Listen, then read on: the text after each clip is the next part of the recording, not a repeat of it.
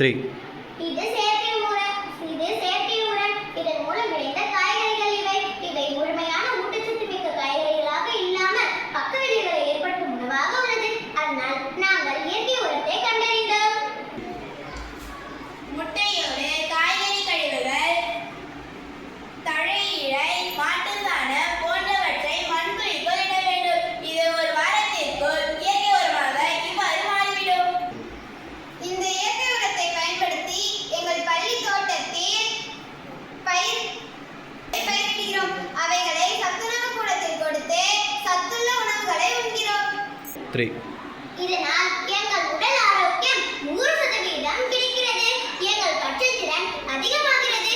இதை எங்கள் வீடுகளிலும் இயற்கை உரங்களை பயன்படுத்தி தரமான காய்கறிகளை விளைவிக்கிறோம். 3.